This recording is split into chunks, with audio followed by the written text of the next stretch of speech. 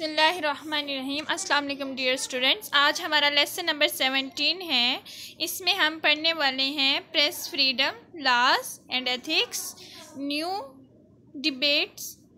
Debate,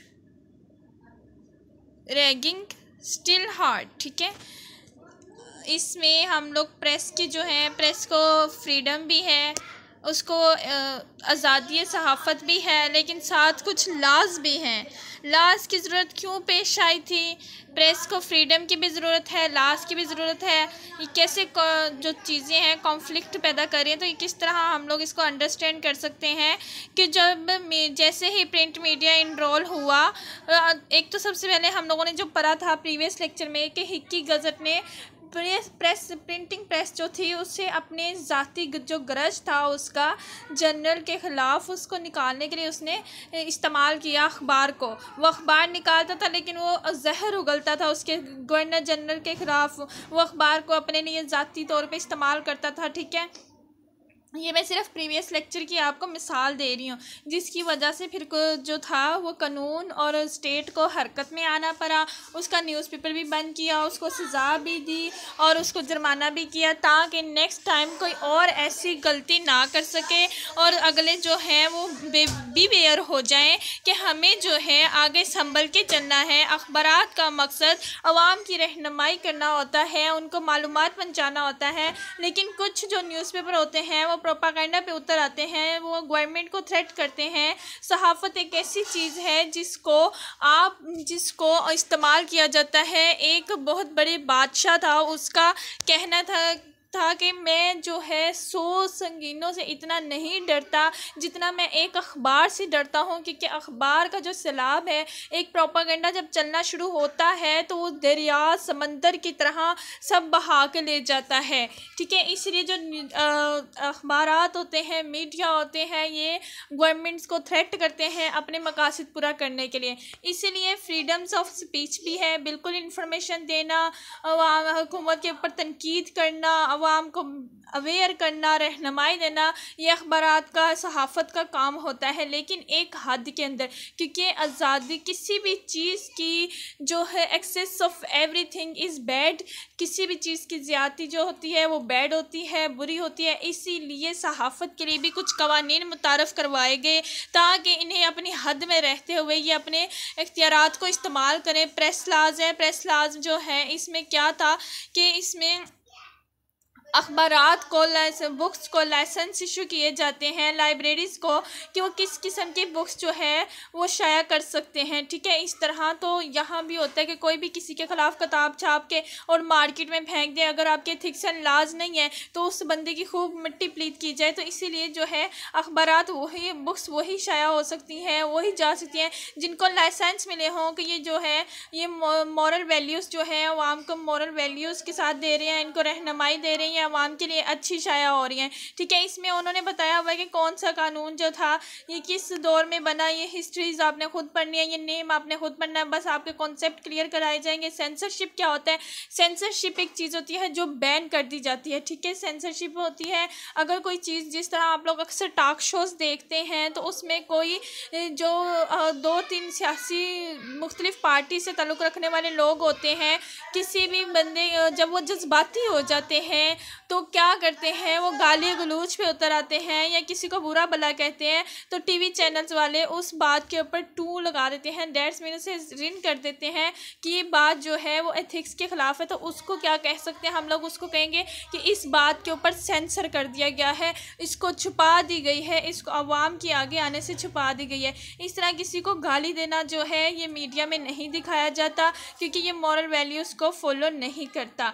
ठीक है, उसके बाद है legislation on press laws. Press laws के कवानीन बनाए गए थे कि ताकि आपको जो अखबारात हैं, जैसे जियो न्यूज़ ने मुशर्रफ के ख़िलाफ़ जब किया था, अगर आप लोगों को पता हो तो जियो न्यूज़ को भी बैन किया गया था, चैनल बंद किया गया था और उनकी वो उनके ऊपर फ़ैन भी किया गया था, उनको जुर्माना किया गया था। अगर एक और मिसाल मैं आप लोगों को दूं कि जब 2010 में सैलाब आया हुआ था तो पाकिस्तान में आसिफ जरदारी की गवर्नमेंट थी, लेकिन वो सैलाब ज़दगान की बजाय वो बाहर के मुल्क में चला गया और जीन्स पहन के घूम रहा था। तो किसी बंदे ने जज्बाती होकर उसके ऊपर जूता मार दिया कि ये बंदा यहाँ घूम रहा है और इसके मुल्क में सैलाब आया हुआ है। तो जियो न्यूज़ ने उस चैनल को उस खबर को उछाला, तो जिसके ऊपर जियो न्यूज़ को भारी जुर्माना भी पे करना पड़ा और बंद भी हुआ। ठीक है, ये सिर्फ मैं आप लोगों को इसीलिए बता रही हूँ, एग्जांपल्स दे रही हूँ जियो की और इस तरह के इवेंट्स की, ताकि आप लोगों के अंदर ये कॉन्सेप्ट क्लियर हो। यहाँ पे डेट्स लिखी हुई हैं कि कब ये इशू हुआ था, किस कंट्री में कब हुआ था। ठीक है, ये लेजिस्लेटिव लॉज होते हैं, जो लॉज को कवानीन के मुताबिक यही होता है कि या तो कैद कर दी जाती है या जुर्माना कर दिया जाता है। जो प्रेस लॉज थे इनके अंदर लेजिस्लेटिव होता है, जो लॉज इन सम कंट्रीज एग्जाम्पल्स, जिस अक्सर कंट्रीज मुख्तलिफ ममालिक में जो लॉज इंट्रोड्यूस करवाए गए थे उनकी कुछ एग्जाम्पल है। ऑस्ट्रेलिया है, उसमें capital territory the freedom of information act 1989 है। इसमें यह है कि आपको बिल्कुल इजाज़त है मालूमात पहुँचाने की, लेकिन एक हद के अंदर। ठीक है, उसके बाद न्यू साउथ वेल्स है, उसमें भी फ्रीडम ऑफ इंफॉर्मेशन एक्ट 1989, ये आपके एमसीक्यूज़ में भी आ सकते हैं, लेकिन ये एक्ट आपको लर्न भी करने पड़ेंगे। अगर तो आप ज़्यादा नहीं कर सकते, एग्जांपल के लिए आप 3-4 तो लाजमी करेंगे। ठीक है, इतनी डेट्स और कंट्रीज़ के नेम नहीं याद रहते, आपको ये याद करने पड़ेंगे। In Canada the access to information, ये भी एक एक्ट का नाम है जो कि अलाउ करता है क्रिटिसाइज़ करने के, जो है सिटीजन्स को अलाउ करता है, जो शहरी हैं उनको अलाउ करता है कि उनकी डिमांड है कि वो अपनी हुकूमत के बारे में, अपने मुल्क की मामलात के बारे में जानना चाहते हैं तो बिल्कुल इनको इन्फॉर्मेशन दी जाए। गवर्नमेंट के जो एक्ट है उनके बारे में इन्फॉर्मेशन दी जाए, लेकिन एक हद के अंदर ये ना हो कि आप लोग किसी की ज़ाती ज़िंदगी उछालते रहें। ज़ाती जो जिस तरह इमरान खान के ऊपर रेहाम खान ने किताब लिखी थी, बिल्कुल ये एक गलत चीज़ है, क्योंकि उस सियासत से उसका कोई लेना देना नहीं है, उस कंट्री से कोई लेना देना नहीं है। ठीक है, उसे सिर्फ प्रोपेगेंडा के तौर पर इस्तेमाल किया गया था। यूरोपियन यूनियन है, उसके ऊपर भी पार्लियामेंट है, उसके अंदर भी किस डेट को कौन सा कानून बना था जो कि अखबारात को, मीडिया को हद में रखने के लिए इस्तेमाल किया जाता है, ताकि ये गवर्नमेंट के ऊपर से उनकी ज़ाती ज़िंदगी तक ना पहुँचे। उनकी जो सिर्फ स्टेट की जिससे स्टेट को नुकसान पहुँचे, आप उस खबर को उछाल सकते हो, उसे बता सकते हो, पब्लिक को बता सकते हो। इससे सिर्फ या तो मुल्की ख़जाने को नुकसान पहुँचा हो या आपकी कंट्री को नुकसान पहुँचा हो, तो आप बिल्कुल तनकीद करने का आपका हक़ है, लेकिन इसका मकसद ये नहीं कि आप किसी की ज़ाती ज़िंदगी में चले जाएँ और अपना ग्रज निकालें। इस तरह जो है, इसलिए इस मीडिया को कंट्रोल में रखने के लिए कुछ लॉज इंट्रोड्यूस करवाए गए। इंडिया में भी एक्ट्स को इंट्रोड्यूस कराए, इंडिया में भी जो है मीडिया को खुला नहीं छोड़ा गया, वहाँ भी लगाम दी गई हुई है, वहाँ पे भी इस तरह के लॉज जो इंट्रोड्यूस करवाए गए हैं ताकि वो पब्लिक को, यहाँ पे उन्होंने कुछ डिटेल लिखी हुई है। ठीक है, ये आप पढ़ लीजिएगा। Responsibilities to ensure the information requested is dissolved to the petitioners within 30 days। मतलब कि जो लाज हैं, अगर किसी के ऊपर कोई ऐसा मसला हो जाता है किसी अखबार के ऊपर या किसी मीडिया के ऊपर, तो उसके पूरा हक है कि वो अपनी जो है मुकदमा अदालत में जाए और अपना जो सफाई पेश करें। 30 दिन के अंदर अंदर पिटिशन दायर कर सकता है, या फिर 48 आवर्स के अंदर in case of information concerning the life and liability होता है आज़ादी। ठीक है, ऑफ आ पर्सन, अगर किसी पर्सन के उन्होंने के ख़िलाफ़ कोई चाल चली, अगर उनका मकसद कुछ और था, लेकिन उसके जो दूसरा होता है, उस बंदे ने जाकर अदालत में क्लेम कर दिया कि इसने मेरे ऊपर ये बात लगाई है, इसने ये न्यूज़ लगाई है, तो जो न्यूज़ लगाने वाला है वो अपनी सफाई दे सकता है, वो पिटीशन दायर कर सकता है। ठीक है, ये इसके कुछ फीचर्स हैं जो इंडिया का लॉ है। ठीक है, उसके बाद यूनाइटेड स्टेट है, यूनाइटेड स्टेट में भी मीडिया को आज़ाद नहीं छोड़ा गया, हर जगह पे मीडिया को लगाम दी गई है, ताकि ये जो मीडिया होता है बड़ा ख़तरनाक होता है, ये कौमें बनाता भी है, ये कौमें तबाह भी करता है। ये अवाम में जिस तरह अवेयरनेस लाता है, इसी तरह अवाम को प्रोपेगेंडा के थ्रू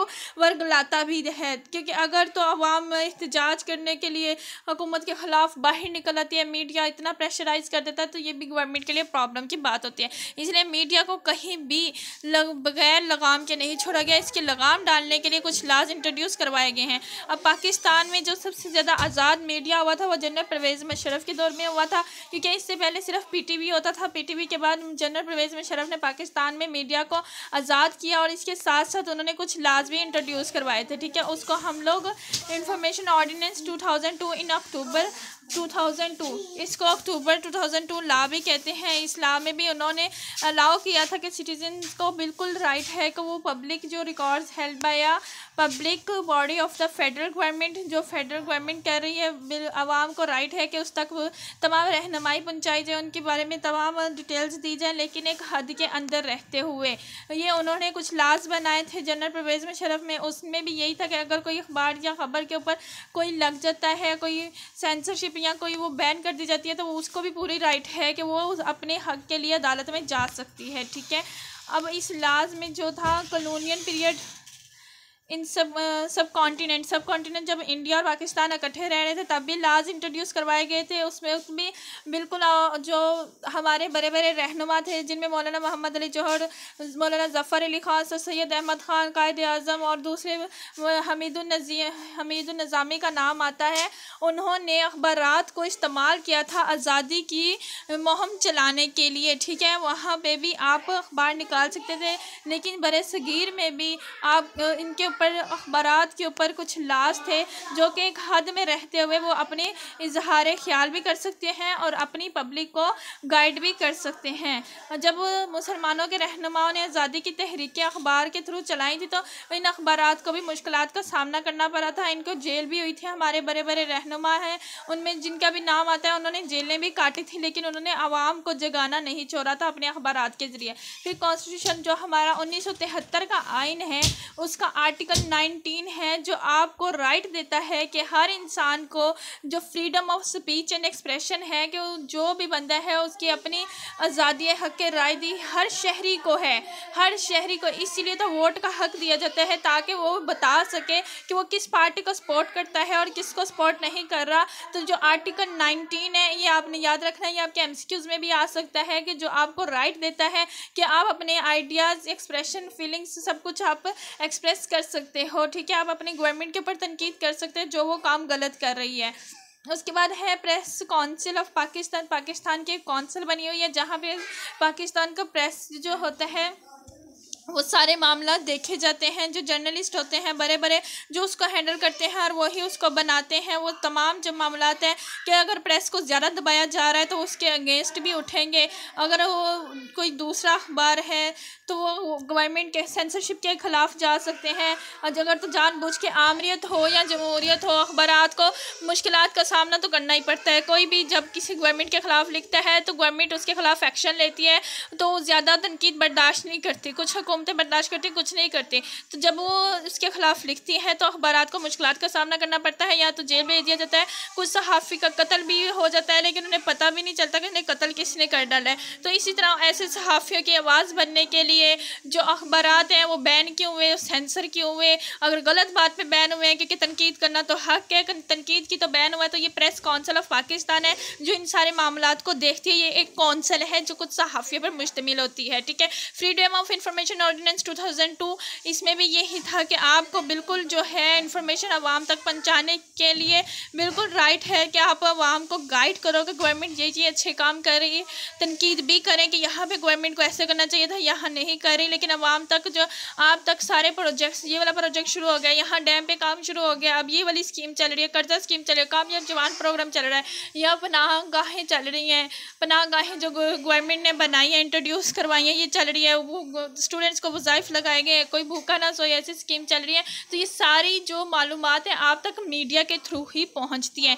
तो इसीलिए अवेयरनेस देना, इंफॉर्मेशन पहुँचाना ये मीडिया की सबसे पहली ड्यूटी है। लेकिन सिर्फ इस तरह इंफॉर्मेशन दी जाए कि प्रोपेगेंडा ना फैले। हाँ, प्रोपेगेंडा नहीं फैलाना, लेकिन अवाम इसका ये मकसद नहीं कि आप हुकूमत पर तनकीद नहीं कर सकते। आप गवर्नमेंट पे जहाँ पे वो गलत है आप बिल्कुल तनकीद कर सकते हो। ठीक, यहाँ पे एक कोटेशन डाली गई है जो कि ह्यूमन राइट्स की स्टेट है, उन्होंने बोला था कि everyone has the right to freedom of opinion and मतलब कि एक्सप्रेशन हर बंदे को हक है कि वो अपनी जो हक राय रखता है। हर बंदे की कोई ना कोई राय होती है किसी ना किसी बंदे के लिए, तो वो उसके हर बंदे को हक है कि वो बोल सके, वो बता सके, क्योंकि वो इस मुल्क का शहरी है, वो उसमें रहने वाला है, वो इसमें टैक्स पे करता है, तो उसको पूरी राइट है कि वो अपने बारे में या इस गवर्नमेंट के ऊपर बोल सके। ठीक है, आर्टिकल 19 जो है वो मेंशन करता है states to free expression around the globe. जिस तरह पूरी दुनिया में सबको दिया जाता है राइट फ्रीडम ऑफ एक्सप्रेशन का, इसी तरह हमारा जो आर्टिकल है वो भी पाकिस्तानियों को राइट देता है बोलने के लिए। ठीक है, lobbies government to adopt laws the conform to international standard on freedom of expression. ये जो इंटरनेशनल स्टैंडर्ड है फ्रीडम ऑफ एक्सप्रेशन का, इसी चीज़ की ये गारंटी है जो हमारा आर्टिकल 19 है, जो 1973 के कानून में आइन में मुतारिफ करवाया गया था। ठीक है, इसमें क्या है, into 5 regional programme Africa, Asia, Europe, Latin America and the middle east, इन सब में ये जो है लॉज चलते हैं। And law programme it works to partnership with 52 organisation in more than 30 countries around the world. जो दुनिया में 50 तंजीमें चल रही हैं, उसकी भी आर्टिकल 19 जो है तशहीर करता है कि वहाँ पे भी ये उसकी स्टैंडर्ड में पूरा उतरता है। ठीक है, आर्टिकल 19 आपको समझ आ गया। मीडिया एथिक्स क्या होते हैं?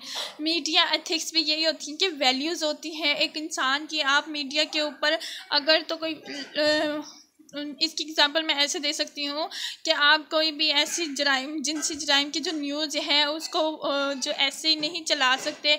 अगर किसी लड़की की इज्जत जाने का मसला है तो आप उस लड़की का नेम नहीं चला सकते। आप उस लड़की का नेम ना चलाएं, आप उसे मुलजिमा कह दें या उसे आप विक्टिम कह दें, लेकिन आप उसका नेम नहीं चला सकते। आप ऐसी कोई तस्वीर नहीं चला सकते, उसको ब्लर कर दिया जाता है। आप जो है खून चल रहा है, खून बह रहा है, गोलियां चल रही हैं, उसको भी तस्वीरें आप नहीं चला सकते, उसको भी ब्लर कर दिया जाता है। ये मीडिया एथिक्स होते हैं जो कि अवाम में पैनिक ना फैलाएं, खौफ व हरास ना फैलाएं और इस तरह की कोई भी बात नशर की जाए जिससे अवाम में गलत चीज़ जाए।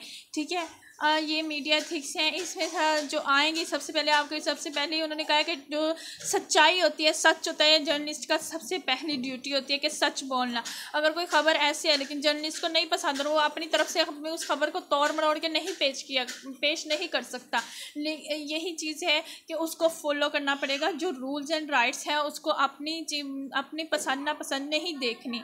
ठीक है, उसके बाद है कि उन्हें जो है defend the principle of freedom in the honest collection and publication of news and of the right of fair commoner and criticism। वो बिल्कुल क्रिटिसिज्म कर सकता है, वही वाली बात है। अब उन्हें समराइज़ किया जा रहा है कि क्या क्या इसमें आप लोग कर सकते हो और किस तरह आप अपनी ड्यूटी बेहतर तरीके से निभा सकते हो। ठीक है, आप किसी भी पाकिस्तान के ख़िलाफ़ ऐसी कोई ख़बर नहीं छाया कर सकते जो कि पाकिस्तान के लिए मसला बने या इससे पाकिस्तान की सलामती को मसला बन जाए। कि आप किसी भी ऐसी न्यूज़ को नहीं फैला सकते जो हमारे मुल्क के अंदर सूबाई तासुब फैलाए कि पंजाबी अच्छे हैं, सैंती नहीं अच्छे, पंजोची नहीं अच्छे, ऐसे नहीं जो कोई सूबाई तासुब फैलाए। आप कोई भी ऐसी चीज़ नहीं नशर कर सकते जो कि फ़िरका वारियत फैलाए कि सुन्नी शिया फसादात होना शुरू हो जाए, देवबंदी वाबी फसादात होना शुरू हो जाए। ऐसा कुछ नहीं, ऐसी कोई न्यूज़ नहीं शाया की जाती। बिल्कुल न्यूट्रल होना के रहना पड़ता है ताकि सब जो है